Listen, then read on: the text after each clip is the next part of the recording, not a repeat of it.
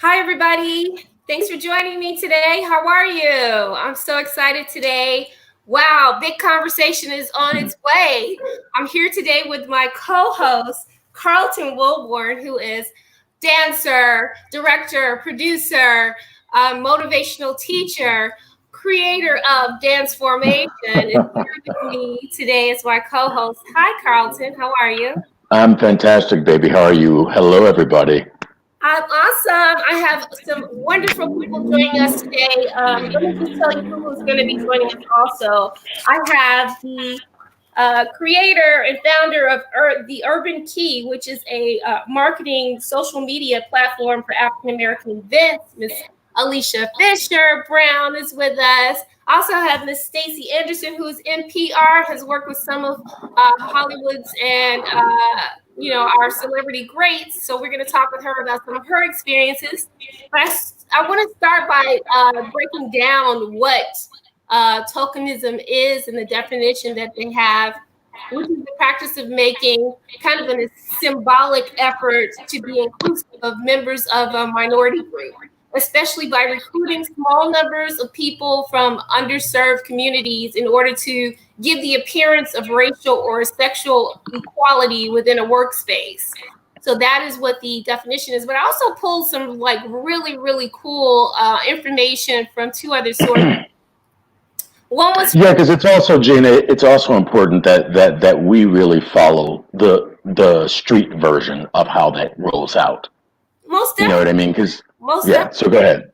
So I Because just we're keeping it real, y'all. We're gonna be keeping it real. She's just giving you a you know, setup. I just Go want to ahead. like the what the formal like definition is to everybody so that they'll know where we're starting from. But basically, those are the pieces. It's about giving opportunities to people based on color in order to fill a quota, in order to be able to prove to sources that have income for funding and for scholarships and other programming that they have a minority kind of setting. Sure. So I'm Yep. going to bring these other people in. Is that okay? I'm going to start bringing people in. Let's see their Let's faces. get It is into it. time. It's Wisdom Wednesday, y'all. We're going deep. Hello, Tokenism. Lisa Fisher. Hello, Alicia. Hi, Nice to meet Carlton. you. Here in Nice to meet Chicago. you. Hey, Gina, how's it going? Going well. Meet Carlton Wilborn. Hi, baby. Happy Wednesday. And I've heard wonderful things about you. An honor. Thank you. Same to you. Thank you. Thank you. Okay, and also adding, we're joined with Stacey Anderson. Hi, Hi. Stacey. Hello, Hi, Stacy. everyone. Carlton Wilborn and Alicia Fisher Brown. Hi, Alicia. Hi, Hi, Carlton. Stacey. Hey, Stacy. Very nice to meet you. Likewise. So, Thank Carlton, you. I just wanted to set up what we're going to be talking about today, and then you can, would you like to add something to that definition or understanding of the topic? Of tokenism, Yes. again, I mean, I think that it's important for us to, have the basis that you gave, from the intellectual angle of it. But I think it's important for us to also speak about and be mindful that tokenism broadens and spans and has tentacles that Yes. are so far off of that. And so, yeah, for the other ladies that I don't know yet, but I'm about to find out about, You're going to find you out. know, We'll find out. yeah, be free in the conversation. Let's let this be a space to have no holds barred, and who hears it can hear it. Who gets offended, they can be in process on that. That's their issue, not ours, Right. and we'll Yes. keep it like that. So that's just what I want to say as of right now. Yeah. So I just really thought it was important to have this conversation because in light of everything that's going on in the country right now, I think more information that we can provide to this experience, the better. I think for our Sure. friends, our family, people that we know and care about that are not people of color some of them seem to be struggling with the idea of Black Lives Matter and what the significance is of that in light of Mhm. All Lives Matter. And so I think the more conversations that we have, the more of our experiences that we share, the better, the opportunity. Well, and Gina has really, I'm on board because she sparked a whole sort of twisted moment conversation that she and I had privately, and realized, so I'm from Chicago. I started in the entertainment game when I was 13 years old. Gina and I met when I was around 14. I joined a professional dance company at 17. They had one African American female in the company when I joined. This is a company at the time of like 9 dancers. So they had one African American female, and then I was the dude that came in. Stayed with that company, became their principal guy, went on, did a bunch of things acting wise. And in the Madonna camp, I did 2 big tours with her. Gina was stunned because, at least the way that I can see it right now, and the angle again of tokenism, right? Where I view it as, and I was understanding her question about it in regards to if you've ever been in an environment where you felt like the thumb was being put on you or you were being kept from opportunities.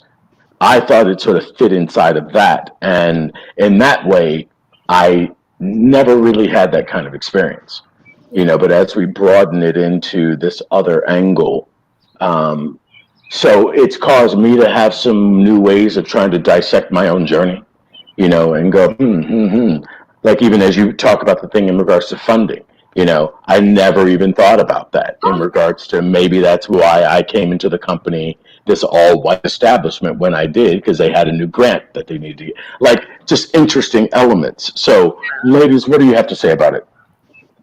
Or my question to each of you is, why are you in the conversation with us right now? So I'll just jump in. Sure. I talk to Gina. We talk regularly, and she is my mentor. So and a good one.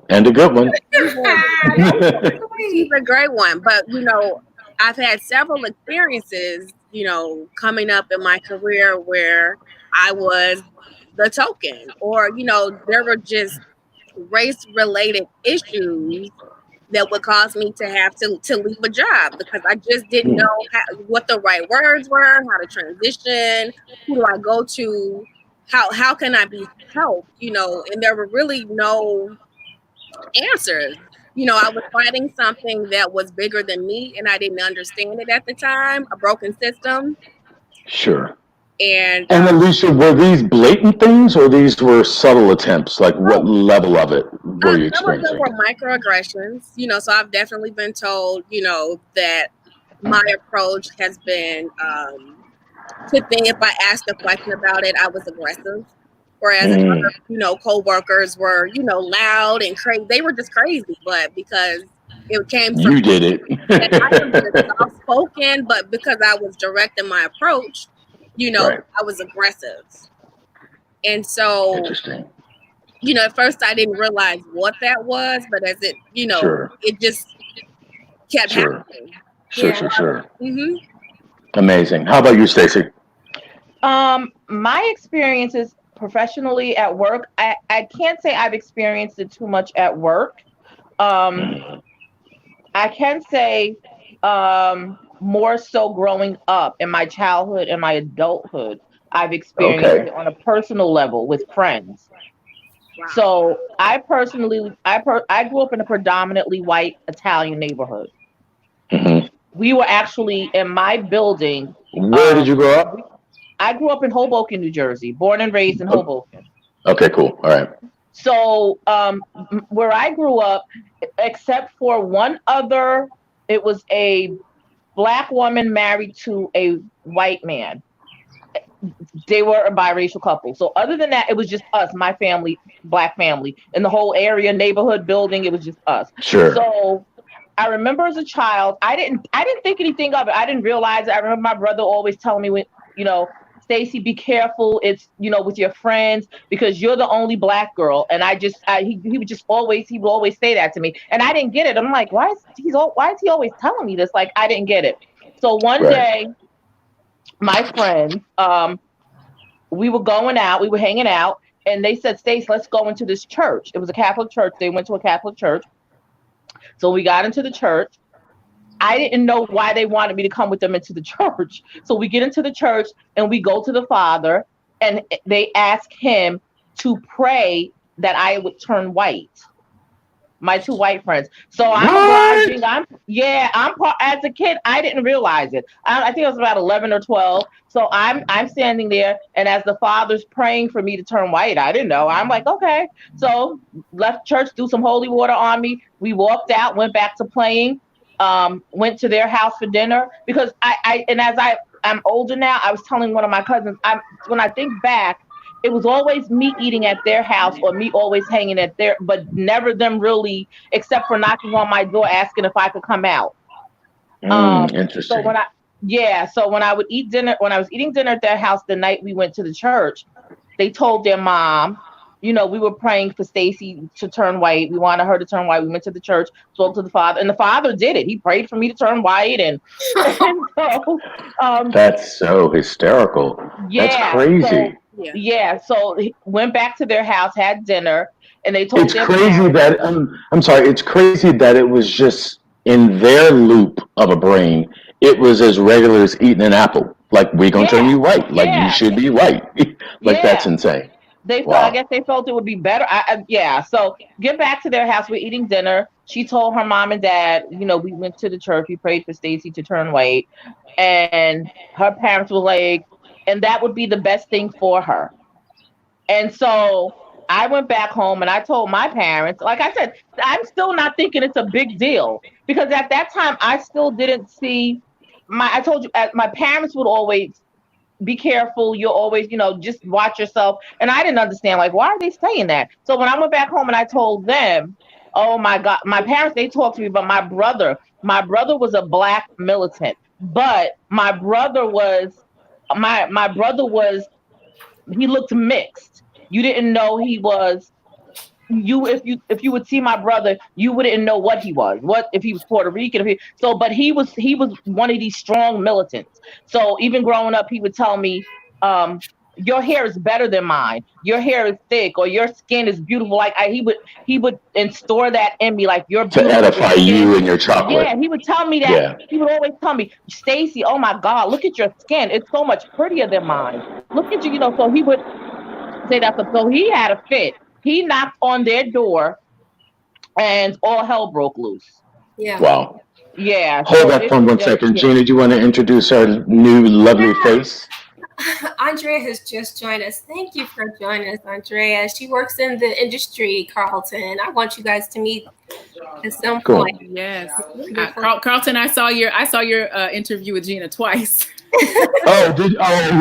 I did. Thank you. I did. Thank you. Thanks for having me. Thanks for having me today. Oh, we're glad you're here. So, question, and Jen, I just want to make sure that we're on track because what's interesting is Stacy, if I'm remembering correctly, really kind of sits in the same lane that I did that really blew your mind, which is in your work environment, Stacy, you've not experienced I tokenism. haven't. The only time I See, experienced, same here. yeah, the only time I can say I came close to experiencing it, it was a job interview, and in the interview, the person that was interviewing me wanted me. He said the question was, "What does ASK spell?" And I said, "Ask." He said, "Okay, you didn't say ask like most of your people." So he says, "Okay, that's a factor." So he goes, "Yeah, I'm definitely going to consider you." That's the closest. Yeah, and I was interviewing. I didn't have the job yet, but I actually did Wow. get the job, and that's the only experience I had with him. Yeah. Yeah. Andrea, how about you? How's your journey been? What was the question? I'm sorry, because I came in late. Gina. I think we were starting by just, going through and trying to, share some experience that we had with being the only one or being the token Black in a situation, like personal situation.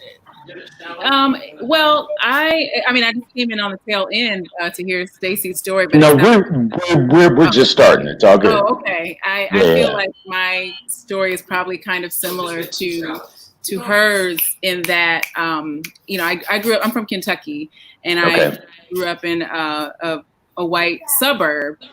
There was, one other Black family there, and but my parents were from the South, so Birmingham and Alabama. So they migrated a little bit north, but they came with very positive vibes. So they didn't want to, kind of keep treading that down something up story and everything. Yeah. But they made sure for me that they stayed in our Black church so that I would always still know like who my community was. Right. Sure, for sure. Which I think is important, and a lot of people don't do, because you move out to the suburbs and then you kind of go to that, you know what I mean. But but I do remember being very, very young, and specifically going to we for 2 years we lived in Illinois, in a couple hours outside of Chicago, in an all white town, and my parents joked because they said my dad had to move back to Kentucky so he could get a haircut because there was no place to get a haircut. But I do distinctly remember. I remember hanging out with some friends, and I came back home to my mom's house. And like Stacy, I said, "Well, you know, Mama, I've been over Monica's house today so that I could get my tan. We've been laying out so I could get my tan." And my mother was like, "You're tan already." Like I did not get what she was saying. She was like, "You don't need to do that because you are already how they want to be." And it took me years before I ever like really, you know, kind of understood that. But from that point on, just because of mere geography, you know, I was always, you know, the token person in school. But my experience was just, I kind of met it with humor and with being the person who would just like talk a lot, and I was a connector, so I was always connecting groups of people together. So I would hang out with my white friends, and then I would try to get them to like hang out with my Black friends so we could all just be friends. Like, why does it have to be so separate? So I would try to run for class president and things like that so that I could connect people, and I still find myself doing that as an adult. Yeah, I can definitely relate to that. But Gina, I want to get you to chime in more with the questions that you were giving me, because she was really, really, really thrown that my experience had, while I had been the token, Hubbard Street, I was only a Black dude. I went to school in Florida. Most of the tribe were like white Italian folks. But Gina was surprised that I had not experienced that sort of trying to keep you down, or trying to, you know, sort of keep you away from opportunities while being the token. That is the experience I never had, or I never felt people saying weird things in relation to me being Black. And I felt that it was more about being the person that was chosen and the experience that you were having as the chosen person. Gotcha. The responsibility that you felt, the pressure that you felt to be to be excellent, to be the person that opened the door for the people coming behind you, to be conscious of everything that you were doing because you knew that you were given this opportunity. And aside from that, there was this feeling that you were there because there was this quota that needed to be met, when you knew that you had to be 10 times as good in most cases. And that was always the same. You know, we got to be 10 times as good to get this opportunity. So that's all in your head as you're experiencing this opportunity. And so for me, tokenism. So for me with that, Gina, the tokenism in regards to that, and ladies, I'd be curious to get your thoughts around it. I feel like, from my experience, that was an internal pressure that I put on myself. I don't remember feeling the white folk that had me in just to have an extra dark person or a dark person. I didn't feel like they were putting more pressure on me. I felt like I was doing that to myself. Well, yeah. I mean, I think that's part of it, is that we have this incredible pressure to be excellent in those situations because we know we were the chosen one. We were the one. Yeah. Absolutely. For me, I think one of the questions that I put out too was, when did you kind of first realize that you were this different person or this Black person? You know, what experience happened to you early on that made you realize, well, okay, I'm different here, and I'm not like these other people in my environment. Sometimes they tell you, though, don't you feel? Sometimes they say, "Oh, you're not like You're not like them. Yeah. You know what? But I never felt that I was different. I felt that I was kind of treated different. They looked at me different. I never felt different. I felt my feelings were I was the same. I was, I just never felt I didn't feel like I was different. I just I it was more so of them how they treated me. Yeah. Right. Yeah. Yeah, I mean, Stacey, I mean, I think I could chime into that, and I said that with Gina when we initially started talking about this. I felt like I actually got treated extra special because I was the lone one, not like they were trying to do some other or giving me any other. And I guess that really is a blessing that I never really looked at until Gina brought this up. You Well, I know, only brought it up is because I thought it was extraordinary that in your entire career that you hadn't experienced that. And then I thought, okay, well, that's because you managed to elevate your consciousness or your thought, your thinking beyond what anybody in the environment was saying about you or feeling about you. So you didn't take that in. Whereas for me, coming from the South Side of Chicago, growing up poor, underprivileged, and I took all that with me. With same reality. experience that I went. So I did feel that pressure. You know what I mean? I did feel that pressure to be excellent in those.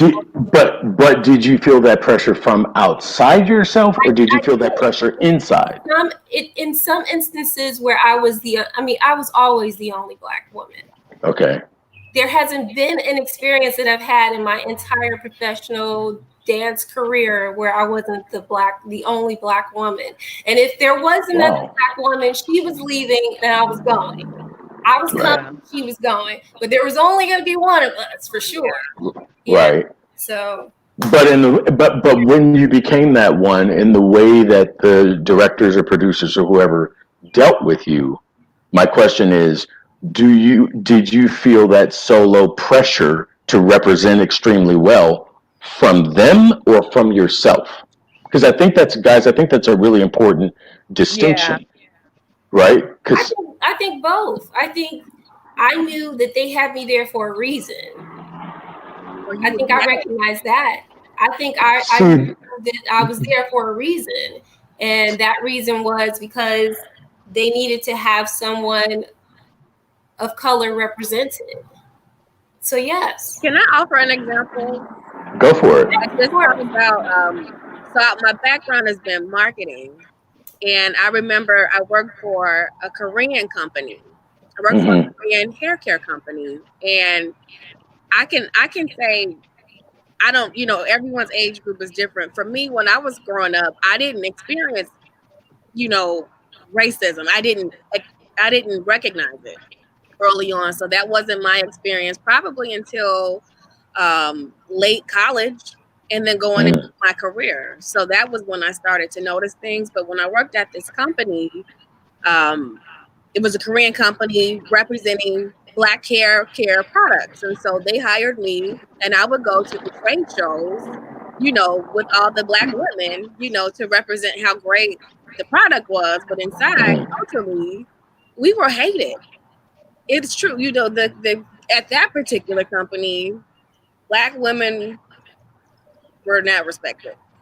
And so I ended up getting fired because once I realized what was going on, I was just like, that was the end of it. But I feel like that's when I recognized that I am not respected. I am just here as a show. I'm just here for a friend. And once I realized that, I just decided that I wouldn't let anyone use me in that way. Now, we obviously need to make a living, but it made me more cognizant of what type of roles that I accepted. And even when you try to screen, you think through, in the process, you've met somebody like a new leader that will be great. Once I realized that it's not what I thought it was going to be, I can't accept the disrespect. Right. That's been my career-wise.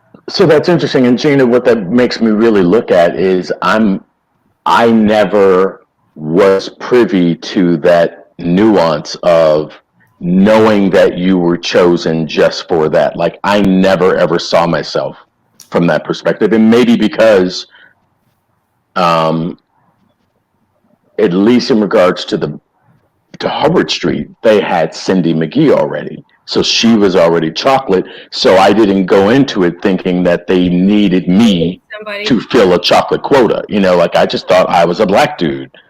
I get that maybe they wanted to have a black dude. I get that, but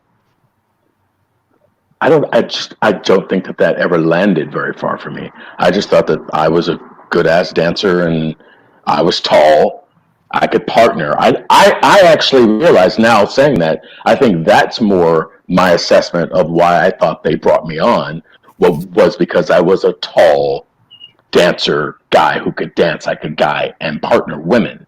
That's really what was on my brain, not like I'm black and they need to have another black person. So how about you guys?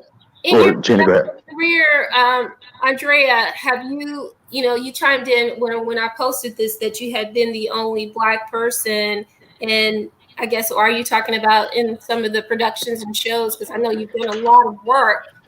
What was the experience like for you, like being the only woman?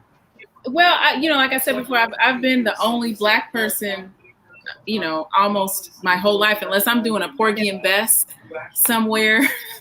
Yeah.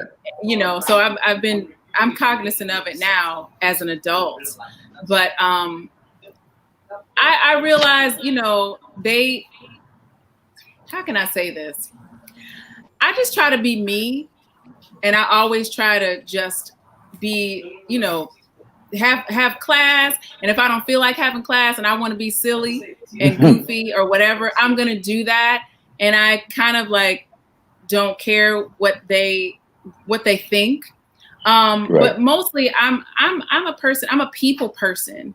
So I don't have a lot of problems. I know that a lot of times, like Carlton, I'm there because of my talent. Mm-hmm. And what's interesting, though, is that after this whole Broadway is racist thing has come out, and I mean, it's very, very difficult to hear some of those stories. My husband has shared a few stories with me over the past week that it's so hurtful. He just got off a tour. He's been on tour for 4 years. And if you don't mind me just sharing a story. Yeah, totally. That's what we want. He was on stage, and one of his cast members came up to him on stage on purpose and just said, "Blue Lives Matter." Ooh. Just to get him riled up.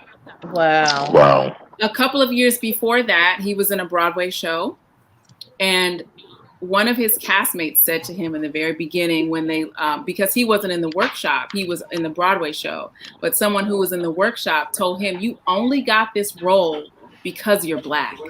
They just flat out told him that. Wow. And he shared that story with me the other day, and my heart was just broken. And this is somebody who's lived through apartheid. My husband's South African. Okay, can you tell him to come out the bedroom and get in this damn conversation with us right now? Why are you hiding in the corner? Husband!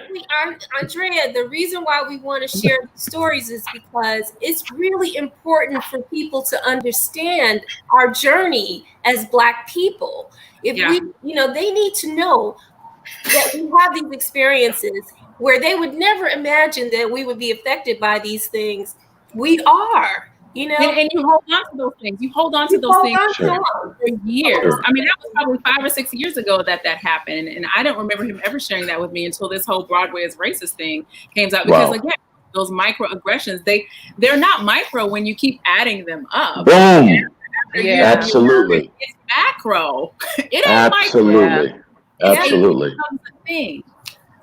You notice it. Like for me, one example was when I was on tour and I didn't know anyone else on the tour. You know what I mean? Like I knew no one else from the tour. And then a lot of these ladies had like formed, bonds and, during the rehearsal process. And so then it came down to, well, who's going to share rooms with who? And there I was, the only Black girl, like kind of scrambling to see like who was left and who was left out to like room with for the tour. I'm away from home, I'm away from my family, I'm away from everybody and anybody that loves me, and I have to hit the road. And so it's things like that that I remember that were very hurtful. Yeah. They were very hurtful, and it's only because nobody really wanted to share with Black girl. They didn't. Wow. They did not. Well, so to share in this experience, the tokenism I could say that I was privy to related to chocolate is the mandingo. I got that word all the time. Oh, well, come on then.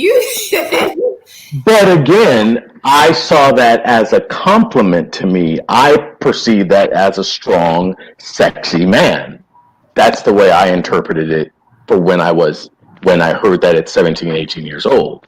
It didn't feel like they were saying that again as a negative is not how I heard it. And with the opportunities that they gave me, and I became their principal guy and pretty much got to do all the roles I wanted to do, I felt like it was helping me more than it was stopping me, if that makes sense. So let me just want to ask you a question.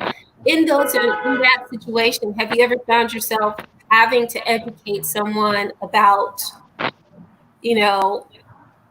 their racism in a moment?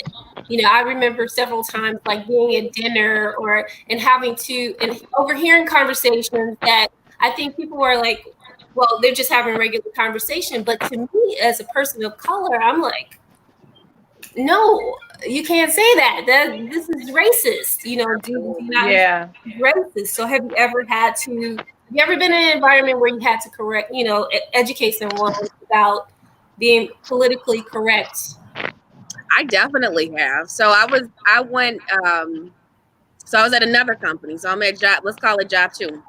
So I was at another company. I was the trade show manager, and we were in New Orleans. So I was traveling with the CEO, the sales guy. It was the full. I'm the only Black woman. I'm the only woman on this trip, and they are all older white men. So they're just having a good time. They're just letting it fly. They're talking about whatever, and then we're at dinner, and I am trying to be as professional and appear to be, attentive, or just playing it off because I'm very uncomfortable in the environment because they're not trying to make me feel comfortable, and so they start to talk about one of the vice presidents starts this conversation to me, like trying to buddy up to me a little bit because he sees I'm off talk, not really included in the conversation. And he starts to brag a little bit about how he has these apartments and how he accepts Section 8 and how just like trying to make it like relatable. And wow. Wow. I said, what are we talking about? And I was just very short, and I tried to play it off like, Jeff, his name's Jeff. What are we talking about? And I just tried to laugh it off, but how do you maneuver out of that and then have to think about, oh man, I hope I didn't make him feel uncomfortable. Am I going to lose my job after this because I, was a little bit riled up? Or are they going to say, what are they going to say? These are thoughts that I shouldn't have had to even have at all, so I didn't stay there either. Right. Yeah, Alicia, something similar happened to me. I was singing in a symphony in New Jersey, in Lambertville, New Jersey. And afterwards they had a little gathering for the artists with the donors, and one of the donors, he, like your boss, he was trying to buddy up and he was trying to be familiar, and he says, well, we're so happy to have you here, and just tell me a little bit about yourself. You grew up poor. Oh wow. What? Wow. He started the conversation off for me, and I guess he was going to tell my story. to me. Wow. Yeah, tell me a little bit about, you know, you started off poor. And yeah, you started off from a poor neighborhood, started off poor. And I didn't even know how to respond. And if I had, I mean, even if I had, let me tell my story. Yeah. You know what I mean? Yeah, of course. The assumption. It's the assumption. Absolutely. Yeah. That's crazy. Yeah. So I just wanted to ask you guys, like, how are you? Like now we live in a different, you know, I don't know how different it is. Like back when I was working, you know, there weren't a lot of people pursuing professional dance in this lane like I was doing. You know what I mean? I was out. So how is it now? Like, Andre, I want to ask you, how is the workplace now, especially in the industry, in terms of hiring African American, you know, like people of color in your profession? Interestingly, well, now of course, you know, ain't nobody working, but before the pandemic, interestingly enough, our representation told us that it's very hard for her white actors to get work because, you know, we're in right now. We're trendy, you know, and I think that's the problem. That's kind of the problem. Like, we don't want to be trendy. We don't want you to hire us because we're in for the moment. Because what's going to happen when we're not trendy? Are we not going to work anymore? So we want to be hired for our work ethic and for our talent. Sure. You know, not because all of a sudden, you know, we got to get these Black actors in here. You know, it's very tricky. I mean, I'm happy for the work, but I don't think it should be about that. It should be about the level of talent. Period. It should never be about that. It should never be about that. No, and you know, I was talking, you know, everybody since all this has happened, you know, everybody's been sharing stories, their own stories dealing with racism in the arts, and some of them obviously are heartbreaking, like the one I just told you about my husband. But I remembered a story. One of my last opera auditions, which was probably about 10 years ago, I went in to sing for this Mozart opera at this company that shall remain nameless. And I'm thinking I'm really singing a beautiful Italian aria. And when I got done, the director said to me, "So do you sing Porgy and Bess?" I said, "Well, I have." And he said, "Do you sing Summertime?" And I said, "Yes." And he said, "You should just sing that. That'll be nice in your voice." Wow. And I said, "Thank you very much." And I left. And that was the last time that I auditioned for something like that. Because I thought, you know, I'm not fitting in. I'm not fitting, even though I've trained all these years. I went to school longer than doctors go to school to learn how to sing like that. And yet, because of the color of my skin, he was going to put me in a box. Now look, I love Porgy and Bess. I've done it many times. You know, we've all made money off of it, and we're grateful for it. It's a beautiful piece of work, but that is not the only thing that we can do. Sure. Yeah. How about you, Stacey? I'm sorry? How about you in regards to the question? And the question as with work, or what was the question? Gina? I don't remember. The question was, like, how are things now in the industry that you work in? How are things? Are things better? It's I don't want to say. I mean, is it better? I have, like I said, as far as work, I haven't really experienced too much, to my knowledge, because I was just telling someone the other day. One of my cousins, they were saying that they've never experienced racism. So I said, "Do you mean you've never been called the N-word or what? Like, what is it? What do you mean?" Because some people don't really understand some people don't even know when they're experiencing it. So I can say that I haven't experienced anything even now with work. Yeah.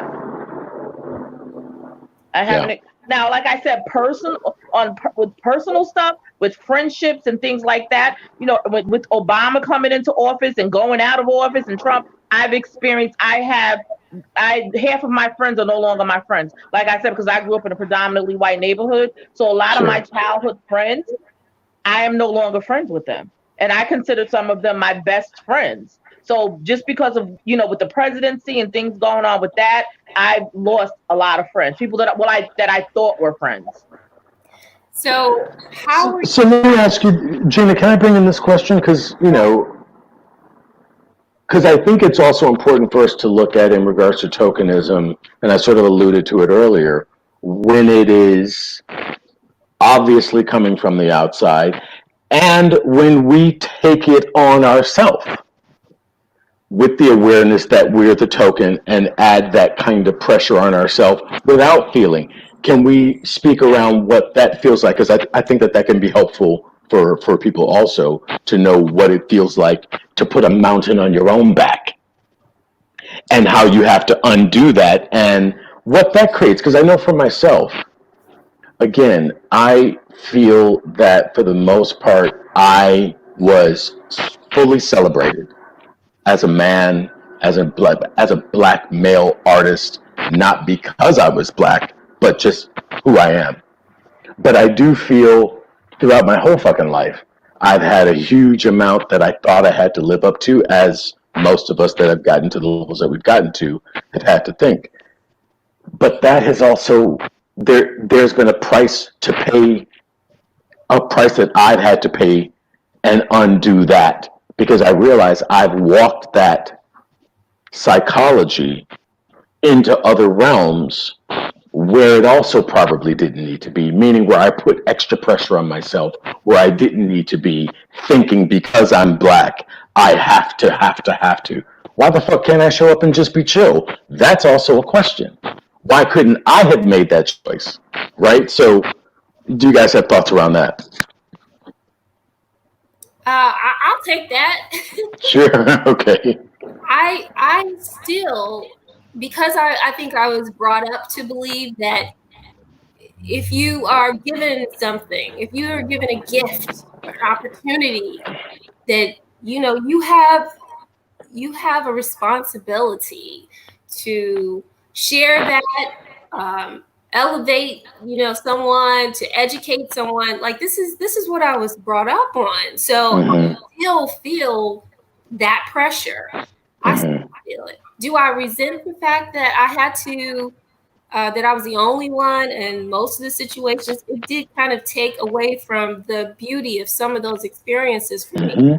I agree.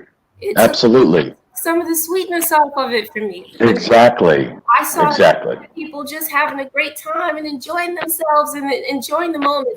It took time for me to settle in and figure out where I belong in those environments. So I didn't have as much time to enjoy the experience as I would have liked. So I mean, I know my whole experience on both of the tours doing stuff with Madonna. I did the Blonde Ambition tour with her, and then I went back out and did the Girly Show. And I was, for both of those tours, mainly her pillar and the dude that picked her up. And I was, to what you just said, Gina, 1,000% correct. All the other dudes and folks could party and go out at night, and my thought was, I am not going to be the fucking one big black dude that kind of slips and drops her.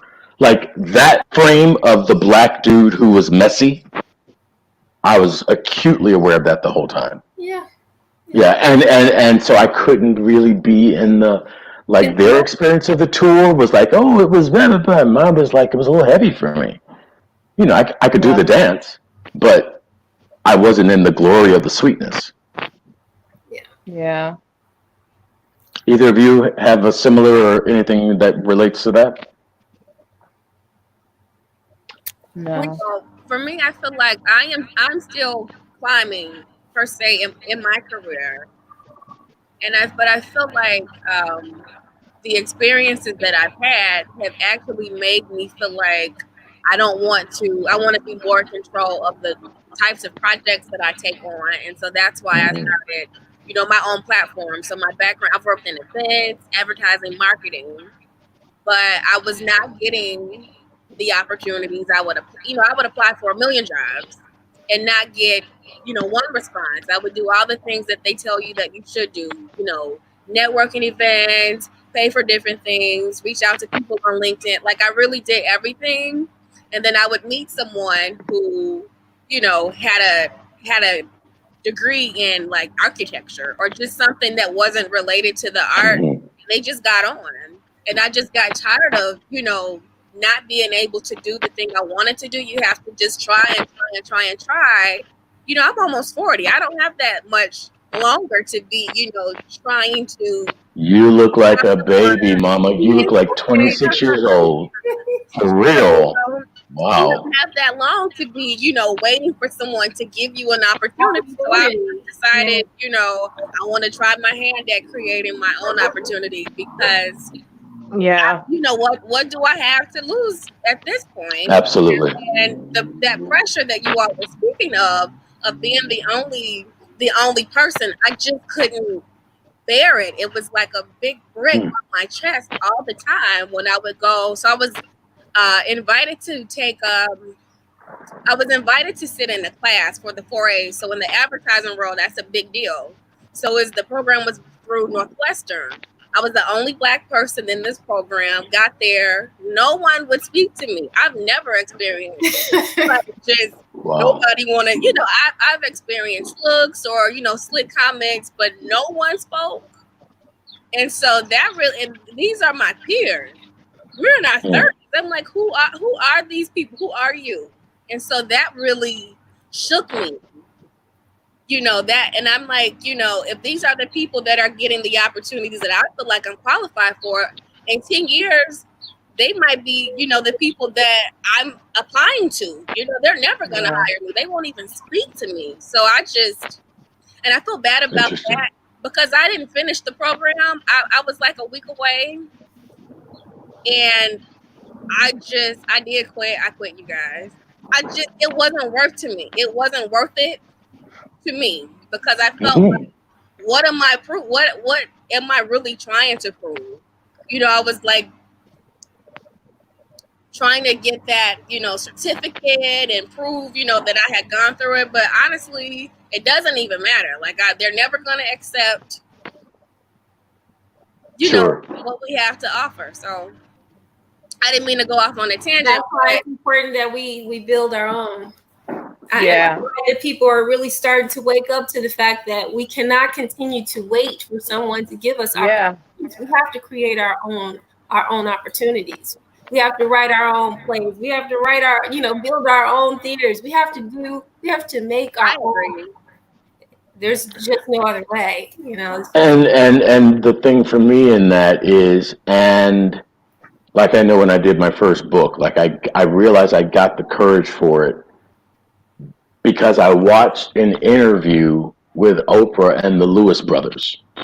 And she was talking about them and the amazingness of their story, and that she was edging them on to write a book, saying to the twins. And the twins were like, oh, no, that's not really our thing. And she said to them, and this was the glue for me, and she said, but don't you know that you can write your book however you want? Yeah. And I was like, so my conversation is, aside from us creating our own business, we get to decide, like you did, Alicia, what success looks like for us as we're framing into our businesses, right? Because it's so great that the world is in a shakeup right now, but somebody's their version of success might mean that they never want to carry the stage. Yeah. On purpose, not because they couldn't get there, because they wanted to be able to rest back and have a neighborhood or some other thing.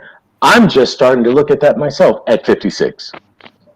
Like, Carlton, how can you get into your own? I'd had hits of it, you know what I'm saying? But to feel myself standing in it. So what age were you, Alicia, when you had that epiphany? That was last year.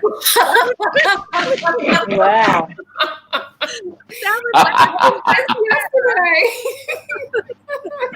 Right on. Well, congratulations for getting there. Congratulations. Yeah, for sure. It was a long, rough year. So that's beautiful, though. That's beautiful. Well, this is really the beginning of a really long conversation that I'm sure that we should have, continue to share our stories, because it's so important, especially now, that people understand. The last thing I wanted to ask you guys is, what are you doing to help your friends who are not people of color understand where we are, what we're trying to accomplish right now, and why Black Lives Matter. I just had can I jump in, ladies? Do you mind? No, go. No, I talk too much. Alicia, go ahead, because you were very system. Go ahead. Okay. No, it's okay. I was just going to say, so on my platform, the Urban Key, last week I had on the president of the Pullman Porters. And I don't know if you all are, some of you are from Chicago, really rich history. And so, that was important to me because they're doing something for Juneteenth.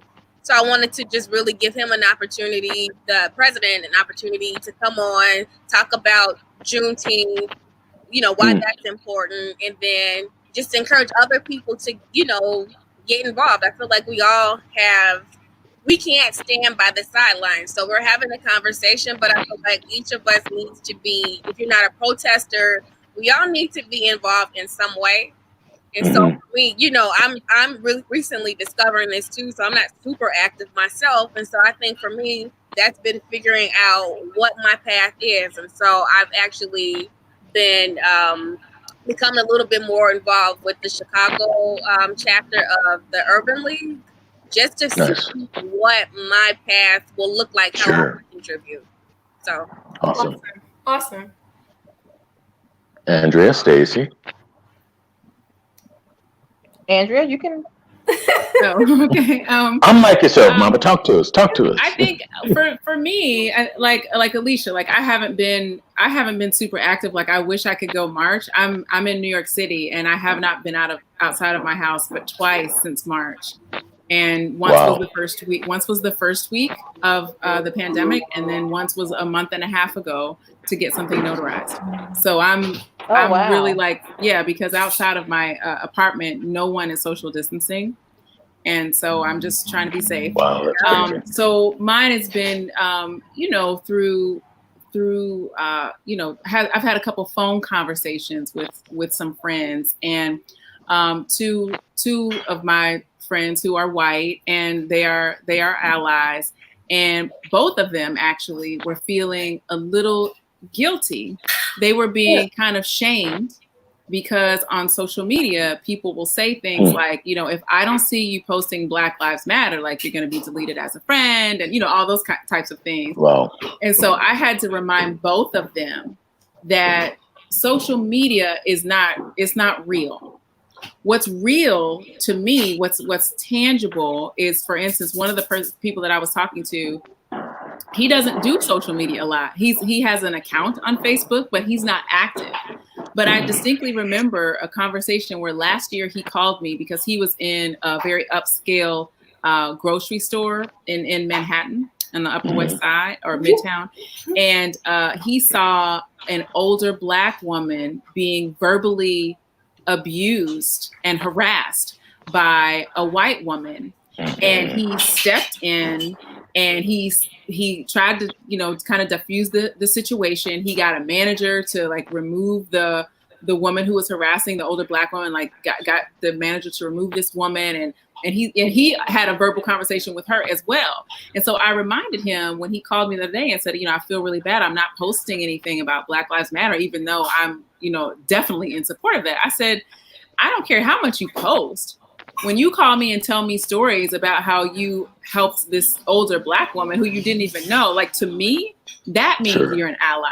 I don't care what you're typing on social. Many people are typing on social media, and companies are typing on their websites. Come on now. It's about the dollars. Absolutely. It's not about supporting us. Yeah. So that, I'm just trying to have real conversations instead of, Facebook banter going back and forth where everybody just deletes everybody. To me, that's not real. So that's kind of what I'm doing. I know there's much more to do than that. I'm still kind of processing. I'm still at a loss. I mean, I watched the funeral of George Floyd last week, and I'm still grieving. I'm still did the whole country just sit and watch something like that on television? And really, where are we? I feel like I'm in the twilight zone. So I'm still kind of processing that. I haven't made any big moves, and I feel like, Alicia, maybe I should join an organization or something. But the same friends that I was talking to, the same white friends, another one said, you know, people are shaming us for not posting. She said, but I've been giving money. I've been calling, you know, different organizations that I can support, and I've been showing up with this. And I said, you know, however you do it, just do it. Just support. So that's where I am with it all. Awesome. How about you, Stacey? I have been protesting. I've been protesting in Hoboken. I did a protest in South Orange. I did a protest in New York. So I have been protesting, and I have, unlike Andrea, it's Andrea, correct? Andrea, unlike Andrea, I will not delete anyone, and I won't tell anyone I will delete you if you don't. But I want my friends to support me silently, publicly, and silently. I want people to know, because I feel like if they don't know, I feel like if you don't, as a person who's not Black, you have to show that you are in support of Black Lives Matter, or just you are not in support of racism, period. So my friends, I ask them to let it be known, and to donate and to protest with me. I want them to let it be known that they are for Black Lives Matter. So yeah, I'm big with that. So most of my friends, the people that I do consider my friends, they have been protesting with me. They have been posting. They have even themselves been calling people out who don't. So I had a friend last week. She posted something about Black Lives Matter. And so one of her friends, she's an Italian girl, one of her friends came on her post, and they said something kind of sarcastic. And I grew up with her too. And I don't really consider her a friend, but she's friends with a bunch of mutual friends that I have that are African American. So I said to her, you know, you came on her comment and you said something that was kind of derogatory. And I know you have a lot of Black friends in Hoboken. So what are you doing for the movement? You know, are you doing anything? Are you supporting? Or are you dead silent? So I have, like I said, I've been protesting. I've been speaking to my friends about it, and I want them to make a stand, and I want them to let people know that they are supporting me. Sure. And myself, I have been protesting, not a lot. I've only actually done 2. Your camera's on a delay, I think, a little bit. Carlton? I think your camera's on a delay. Is everybody on a delay, or is it just Carlton? Yep. Hello? Yeah. Yeah, just Carlton. Okay, so then I'll take that. Well, you know me, I'm crazy. I've been doing everything. I just can't sit still. I have asthma, so for me to be actually out there on the front line, I can't do that right now. You know, I can't be out there. I wish I could. Believe me, both my daughters have been out there protesting in California, fighting for justice, and that makes me so proud. I have been in touch with a lot of my white friends who have called me and, you know, said that they apologized. They had no idea. Yeah. These were the experiences that we were having. It was horrible. And they just wanted me to know that they felt that, you know, they saw it, they felt it, you know, and I have been invited to be a part of advisory panels and all kind of stuff at this point. But I'm doing everything I can. I've always been on this mission. To me, for people to understand where we come from, to understand our history, to know who we are, has always been so major to me. And it's reflected in all of everything that I do. So this is just another thing. But I'm so proud of us. You know what I mean? Like, I'm so proud of us coming together, and like it. As sad as it is, it's beautiful to me too. To be together like that. I've noticed it's more the younger generation, the millennials. I have never seen so many non-Black people out there marching and protesting. It's refreshing. Yes, it's refreshing. I'm so proud too. Yeah, it's beautiful to see. In my hometown, Hoboken, we had over 10,000 protesters about 2 weeks ago. When the day that everyone was protesting, it was over 10,000 that came, people who were not even from Hoboken. Hoboken's only 1 square mile. So we had over 10,000 protesters in one day. Yeah. Awesome. I want to jump back in because I want to share. Yes, you. Yeah, because I need to share a really important conversation that I had earlier today with a white female, a friend of mine, Susan. Known her for years, definitely an ally, right? I sent her a video of 2 white females talking about white privilege and how it rolls out and why it's happening, and then very effective. Sent it out to a bunch of folks, mostly my white folks. Everybody dug it. Susan hit me back because she had an issue with the tone of it. Now, it was done by 2 white females. Anyway, the cut and long and short of it is we ended up in one of those important kind of challenging conversations that we need to have. I got loud. I was cursing. I was crying. We went in. It was crazy because I couldn't believe that she couldn't, like, my whole thought was, at least from my perspective and the tribe of Black folks that I'm around right now, all we care about right now is that we are heard and that our voices are being considered. We don't really want to hear how you think people might feel uncomfortable because we're saying white people are racist. It was so bizarre because we were both in agreement that in the video, they acknowledged all people are racist. My friend kept having the issue of the tone that they had when they expressed that white people are racist. Yeah. And I kept saying, said all people are racist?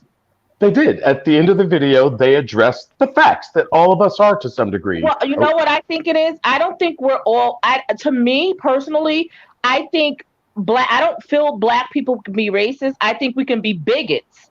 It's a difference between being a bigot. Prejudice, but I don't think we can. Yeah, I don't feel we can, because you have to be racist. What? Yeah, I don't see us being racist. I think we can have bigotry in us, but I don't see the racist part. Explain to me how. Discussion. Yeah. Okay. So we'll go. But the important point to that I wanted to bring up to you guys, and if you've experienced it with some of your white friends or not, because we left it with, her saying, Carlton, what can you tell me would be a helpful thing for me to be doing? And I said, firstly, you've got to be willing to have uncomfortable conversations with other white people, because her whole angle was, she brought up Agape and Marianne Williamson, and she went to a service there, and Marianne brought up a lot of the same things, but it was done more kumbaya and very lovingly. And I'm like, but it ain't kumbaya time right now. Baby, that's exactly my point. Exactly my point. That's what I was saying. And that was an eye-opener for her to really realize, it's like, girl, ain't nobody caring about, politically correct this and that. It's too late. It's too late for that. Yeah. We're all on the other side of that right now. Yeah, so. Well, anyway, you guys, I thank you so much. I think Alicia has another meeting, and so she had to check out. But thank you guys so much. This has been really, really wonderful to talk about it, to get it out, because it's in there. We all have these really amazing stories that we need we definitely need to share. And Gina, I want to thank you, because you really have now, even from this conversation today, triggered me to look even closer at my journey, to see where some nuances were there that maybe I was aware of, but wasn't calling it that to myself. Yeah. So I thank you for that. Yeah, totally. Thank you, ladies, for joining us. I feel the same, Carlton. Yeah. Thank you, Gina. Yeah. Likewise. Yeah. You guys, thanks for joining me on this, and I will be in touch with you guys soon. All right, thanks, Gina. All right, baby. Peace, everybody. Bye. Be well. Thank you. Yes.